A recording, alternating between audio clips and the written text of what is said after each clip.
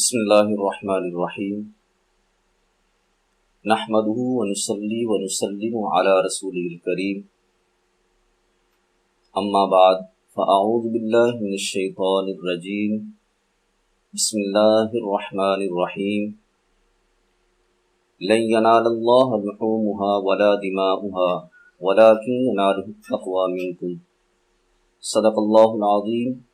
وصدق رسوله النبی الکریم الامین ان اللہ وملائکتہ یصلون علی النبی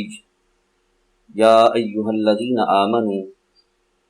صلوا علیہ وسلموا تسلیما الصلاة والسلام علیک یا سیدی یا رسول اللہ وعلی آلک واصحابک یا سیدی یا حبیب اللہ الصلاة والسلام علیک یا سیدی یا نبی اللہ وعلی آلک واصحابک یا سیدی یا نور اللہ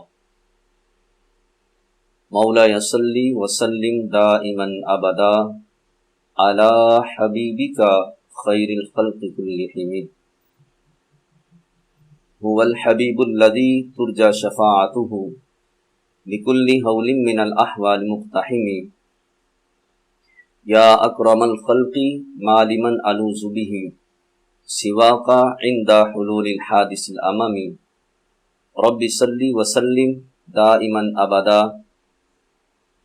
علی حبیبک خیر الخلق کلہم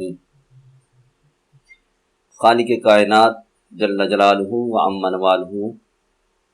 واتم برہانہ واعظم شانہ کی حمد و ثنا اور حضور پر نور شافی یوم النشور دستگیر جہاں غم گسار زماں سید سرورا حامی بے قصاں قائد المرسلین شفیع المذنبین رحمت للعالمین جناب احمد مجتبی حضرت محمد مصطفیٰ صلی اللہ تعالی علیہ وسلم کے دربار گہربار میں ہدیہ درود و سلام عرض کرنے کے بعد رب کائنات جل شانہ کا بے حد فضل عظیم ہے کہ آج اللہ کی توفیق سے ذوالقعدہ کے اندر آج الحمدللہ قربانی کے فضائل اور قربانی کے کچھ ایسے مسائل جن کی وجہ سے ہماری قربانی جو ہے وہ ضائع ہو جاتی ہے اس کو بیان کرنا ہے۔ اس لحاظ سے جتنے بھی ہمارے ناظرین ہمیں سماعت کر رہے ہیں ان سے گزارش ہے آج کی ہماری یہ گفتگو شروع سے آخر تک مکمل سماعت فرمائیں۔ انشاءاللہ تعالی اس میں بہت سارے ایسے مسائل بیان کیے جائیں گے کہ جس سے بعد مرتبہ ذرا سی بھی غلطی ہو جائے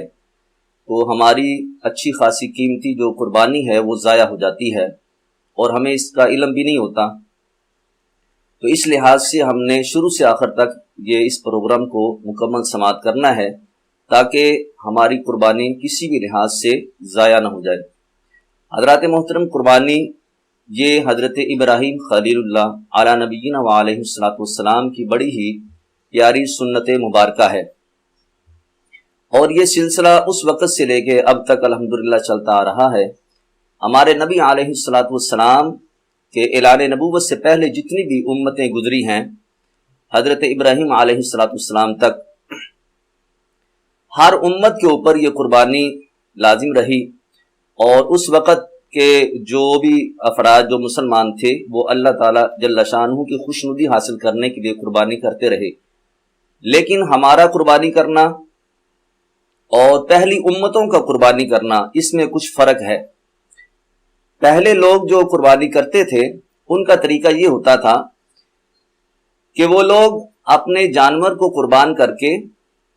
ایک کھلے میدان تلے اس کو رکھ دیتے، اور اللہ تعالی جل شانہ کی طرف سے آسمانوں سے ایک آگ آتی،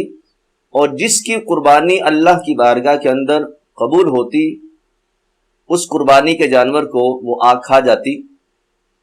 اور اس سے یہ پتہ چلتا کہ اس بندے کی قربانی کو اللہ نے قبول کیا ہے۔ اور جس کی قربانی اللہ کی بارگاہ کے اندر قبول نہ ہوتی وہ قربانی کا جانور جو ہے وہ ویسے کا ویسے ہی پڑا رہتا، اور لوگوں کے لیے وہ جانور سمجھ لے جنہوں نے وہ قربانی کی ہوتی تھی ان کے لیے ایک امتحان بن جاتا، اور لوگوں کے سامنے باعث ذلت اور رسوائی وہ عمل ہوتا، اور جن کی قربانی قبول ہو جاتی وہ لوگ خوش ہوتے۔ لیکن قربان جائیں، حضور نبی کریم علیہ السلام کی نسبت اور غلامی کا صدقہ اللہ تعالیٰ جل شانہ نے ہمیں جو طریقہ عطا فرمایا ہے، جو شریعت مطہرہ کے اندر ہمیں جو بیان کیا گیا ہے قربانی کا طریقہ کار، کہ ہم لوگ اپنے جانور کو اپنے ہاتھ سے قربان کرتے ہیں، اور پھر اس کے بعد اللہ تعالیٰ جل شانہ نے اس عمل کو ہمارے لیے ایک راز رکھ دیا کہ کس کی قربانی قبول ہوئی ہے اور کس کی قربانی اللہ کی بارگاہ کے اندر قبول نہیں ہوئی۔ اگر یہ راز نہ رہتا تو آج امت مسلمہ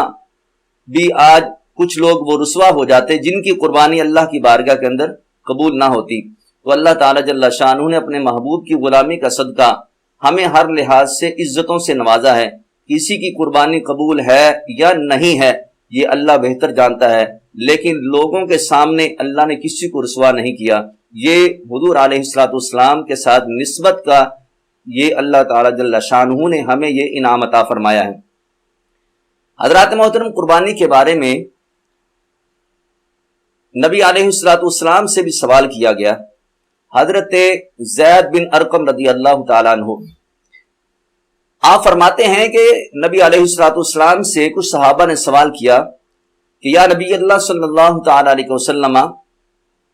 یہ قربانی اصل میں ہے کیا؟ اس میں ہمارے لیے کیا نفع ہے؟ اس میں ہمارے لیے کتنا ثواب ہے؟ تو حضور نبی کریم علیہ السلام نے قربانی کے فضائل کو بیان کرتے ہوئے ارشاد فرمایا ہے۔ میرے نبی علیہ السلام فرماتے ہیں کہ فرمایا قربانی کا جو جانور ہے اس کے ہر بال کے عوض میں اللہ نے تمہارے لیے ایک نیکی رکھی ہے۔ اور سوال کیا گیا کہ یا رسول اللہ صلی اللہ تعالی علیہ وسلم کہ جس جانور کے جسم پہ اون ہوتی ہے اس کے بارے میں آپ کیا فرماتے ہیں؟ تو فرمایا ہر اون کے بال کے بدلے میں بھی اللہ نے ایک نیکی تمہارے لیے رکھی ہے۔ یہ اجر و ثواب اللہ تعالیٰ جل شانہ نے قربانی کے جانور کی وجہ سے امت محمدیہ کو عطا فرمایا ہے۔ اور ایک حدیث مبارکہ میں حضرت ابو سعید خدری رضی اللہ تعالیٰ عنہ بیان فرماتے ہیں کہ نبی کریم علیہ السلام نے حضرت فاطمہ الزہرا رضی اللہ تعالی عنہا اپنی پیاری صاحبزادی کو ارشاد فرمایا کہ اپنی قربانی کے پاس جاؤ کہ وہاں حاضر ہو کر تم دیکھو کہ تمہارے سامنے جو جانور قربان کیا جا رہا ہے، فرمایا اس کے قربان کرنے پہ جو خون کا پہلا قطرہ زمین پہ گرتا ہے، فرمایا پہلا قطرہ زمین پر گرتے ہی اللہ تعالیٰ جل شانہ گناہوں کو بخش دیتا ہے۔ تو حضرت فاطمہ الزہرا رضی اللہ تعالی عنہا آپ ارشاد فرماتی ہیں کہ یا رسول اللہ صلی اللہ تعالی علیہ وسلم، یہ جو ثواب کی بشارت دی گئی ہے یہ کیا ہمارے لیے ہے، یعنی کہ اہل بیت اطہار کے لیے ہے، یا پھر تمام امت مسلمہ کے لیے ہے؟ تو ہمارے نبی علیہ السلام نے فرمایا اے فاطمہ رضی اللہ تعالی عنہ، یہ بشارت یہ ہمارے لیے بھی ہے اور تمام امت مسلمہ کے لیے بھی ہے۔ اب قیامت تک جتنے بھی مسلمان قربانی کرتے رہیں گے، جن کی قربانی اللہ کی بارگاہ کے اندر قبول و منظور ہو جائے گی، تو خالق کائنات جل شانہ ان کو یہ فضیلت عطا فرمائے گا کہ قربانی کے جانور کے خون کا پہلا قطرہ زمین پر گرتے ہی اللہ تعالی جل شانہ مالک قربانی کے تمام سابقہ گناہوں کو معاف فرما دیتا ہے۔ تو ان احادیث سے پتہ چلتا ہے کہ قربانی کرنا یقیناً بہت بڑی فضیلت والی بات ہے، اور جس کو اللہ تعالی جل شانہ یہ جس کا نصاب جو ہے وہ قربانی کے جانور تک پہنچ جاتا ہے، تو اللہ تعالی جل شانہ کی طرف سے پھر اس کے اوپر قربانی کرنا یہ واجب ہو جاتا ہے۔ تو قربانی کرنے کے اعتبار سے کچھ ایسے مسائل جن کو سمجھنا اور جاننا انتہائی ضروری ہے۔ سب سے پہلے نمبر پر عمومی طور پہ جب ہم قربانی کا جانور خریدنے کے لیے جاتے ہیں تو اس میں یہ ہوتا ہے کہ سب سے پہلے نمبر پر دیکھا جائے کہ جانور کی جو عمر ہے اس اعتبار سے ہمیں پتہ ہونا چاہیے کہ جو جانور ہم خرید رہے ہیں اس کی عمر کتنی ہونی چاہیے۔ اگر کوئی بندہ اونٹ خریدتا ہے تو شریعت مطہرہ نے اس کی 5 سال عمر جو ہے وہ مقرر کی ہے. 5 سال سے کم عمر کا جانور جو ہے وہ کسی صورت میں بھی قابل قبول نہیں ہے. 5 سال سے زیادہ عمر کا اگر اونٹ ہو تو پھر اس کی قربانی قابل قبول ہے، ورنہ اس کی قربانی قبول نہیں ہوگی. اسی طریقے سے گائے ہے یا اس نسل کے جتنے بھی جانور ہیں ان کی عمر کم از کم 2 سال کی ہے. 2 سال سے کم عمر کا اگر جانور ہو تو اس کی قربانی قطعاً جائز نہیں. 2 سال سے زیادہ عمر کا جانور ہو تو پھر اس کی قربانی جائز ہوگی. اور تیسرے نمبر پر ہے کہ بکرا، چھترا وغیرہ اس طرح کے اس نسل کے جتنے بھی جانور ہیں وہ ان کی عمر 1 سال کی ہے، اور 1 سال سے کم عمر کسی بھی صورت میں اس کی اجازت نہیں ہے. اگر 1 دن بھی عمر میں کم ہوا وہ جانور تو اس کی قربانی جو ہے وہ قابل قبول نہیں ہے. لیکن یہاں پہ علماء نے جو چھترا جانور ہوتا ہے، جو بیڑ وغیرہ ہے، تو اس کے بارے میں فرمایا گیا کہ اگر ان کی عمر تھوڑی سال سے کم بھی ہو، جیسے 6 ماہ 7 ماہ 8 ماہ، لیکن دور کھڑا جانور جو ہے وہ دیکھنے میں ہمیں 1 سال کا لگ رہا ہے، یعنی کہ وہ اتنا فربا ہے، قداور ہے اور جسم اس کا اچھا ہے، تو اس لحاظ سے کہا گیا کہ اب اگر یہ جو چھترا وغیرہ، جو بیڑ وغیرہ ہے، اگر اس کی عمر سال سے تھوڑی کم بھی ہے تو پھر وہ جائز ہے، ورنہ کسی صورت میں بھی 1 سال سے کم عمر کا جو ہے وہ جانور وہ جائز نہیں ہے. تو اس لحاظ سے جب ہم جانور خریدنے کے لیے جائیں تو عمر کا خیال کریں کہ اونٹ ہے، گائے وغیرہ ہے یا بکرا چھترا وغیرہ ہے، ان کی عمر اپنے ذہن میں رکھیں اور خریدتے وقت کوشش کریں کوئی سمجھدار بندہ جو تجربہ کار ہے اس کو ساتھ لے کے جائیں، تاکہ عمر کے اعتبار سے کم عمر جانور نہ خریدا جائے، تاکہ ہمارے جو قربانی ہے وہ اللہ کی بارگاہ کے اندر کہیں ایسا نہ ہو کہ ہم تو بڑی خوش دلی سے قربانی کر رہے ہیں لیکن چونکہ عمر کم ہے تو اس وجہ سے کہیں ایسا نہ ہو کہ ہماری قربانی جو ہے وہ ضائع نہ ہو جائے. دوسرے نمبر پر فرمایا کہ بعض مرتبہ ایسا ہوتا ہے گھروں میں کہ ایک بکرا یا چھترا وغیرہ خریدا جاتا ہے، لیکن کچھ پیسے والد صاحب ڈالتے ہیں اور کچھ پیسے بیٹا ڈال دیتا ہے یا والدہ پیسے ڈال دیتی ہیں، اور 2-3 افراد مل کے وہ ایک رقم بنا کے تو اس سے ایک بکرا یا چھترا وغیرہ خریدا جاتا ہے. تو اب وہ چونکہ یہ جو شریعت مطہرہ نے ہمیں حصے کے بارے میں کہا گیا تو یہ بڑے جانوروں میں حصہ ہے، جیسے اونٹ ہے یا گائے وغیرہ، اس میں 7 قربانیوں کا حصہ اس میں ملایا جا سکتا ہے. لیکن یہ جو چھوٹا جانور ہوتا ہے جیسے بکرا چھترا وغیرہ، تو اس میں کسی قسم کی حصے کی گنجائش نہیں ہے. اب عموماً کیا ہوتا ہے گھروں میں بہت بڑی یہ غلطی کی جاتی ہے کہ والد صاحب نے مثال کے طور پہ 20,000 ڈال دیا تو بیٹے نے 10,000 ڈال دیا، اب یہ 30,000 ہو گیا، یا والد صاحب نے 30,000 ڈالا تو بیٹے نے جناب علی 15,000 مزید ڈال دیا تو 45,000 ہو گیا. اب یہ 45,000 کا ایک بکرا خرید کے لے آتے ہیں. اب وہ نہ والد صاحب کے نام کا رہا نہ بیٹے کے نام کا رہا، اب کس کے نام کی قربانی ہو رہی ہے؟ بس یہ ہمارے گھر میں قربانی ہو رہی ہے. تو اس کے لیے مخصوص کرنا لازم ہے کہ جس کے نام کی قربانی ہو رہی ہے وہ پیسے، وہ رقم اس کے نام سے منسوب ہوں اور اسی کے نام سے وہ جانور خریدا جائے، کہ جو بندہ شریعت مطہرہ کے مطابق جو نصاب جو شریعت نے مقرر کیا ہے اس کے مطابق جس کے اوپر وہ نصاب لاگو ہوتا ہے، وہ چاہے والد صاحب ہے، چاہے کوئی بیٹا ہے، ماں ہے، بیوی ہے، بہن بھائی وغیرہ، گھر کا جو بھی فرد ہے جس کے اوپر قربانی لازم آتی ہے، پھر وہ پیسے اس کے ساتھ اس کی طرف جو ہے منسوب کر دیے جائیں. یعنی کہ والد صاحب نے 30,000 ڈالا تو بیٹے نے 15,000 ڈالا ہے، تو بیٹا اب والد صاحب کو اپنے 15,000 کا پہلے مالک بنائے کہ ابا جی یہ میں نے 15,000 آپ کو دے دیے ہیں، اب آپ اپنے پیسوں میں ملا کے ایک جانور خرید لیں. تو ایسی صورت میں پھر وہ ایک بکرا جو ہے وہ والد صاحب کے نام کا خریدا جائے گا. اس میں 2-3 حصے کسی صورت میں بھی نہیں ہو سکتے ہیں. تیسرے نمبر پر فرمایا کہ جانور کو خریدتے وقت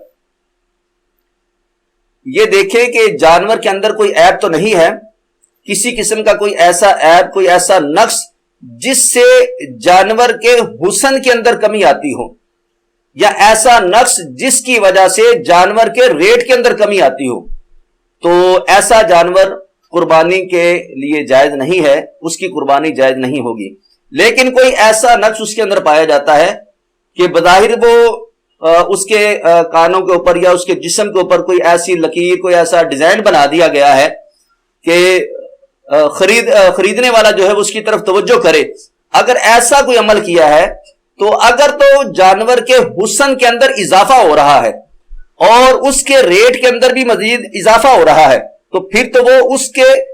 حسن کو دوبالا کر رہا ہے وہ عمل، تو اس سے قربانی جائز ہے۔ لیکن اگر ایسا کوئی عمل ہوا جس سے جانور کی خوبصورتی کے اندر کمی آ جاتی ہے اور اس کے ریٹ کے اندر کمی آ جاتی ہے تو پھر ایسا جو ہے وہ جانور وہ قربانی میں کسی صورت میں جائز نہیں ہوگا۔ اس لیے قربانی کا جانور خریدتے وقت ان چیزوں کا خاص خیال کیا جائے۔ اگر تھوڑا نقص ہے تو اس کو مکروہ بیان کیا گیا ہے، اور اگر ایسا نقص زیادہ ہے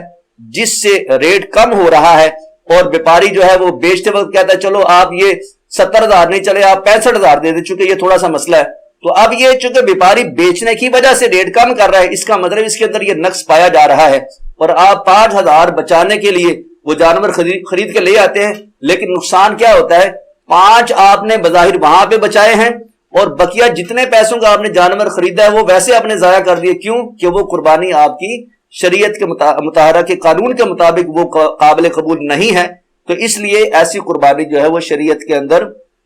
جائز نہیں، اس کی قربانی ہمارے لیے کرنا مناسب نہیں ہے۔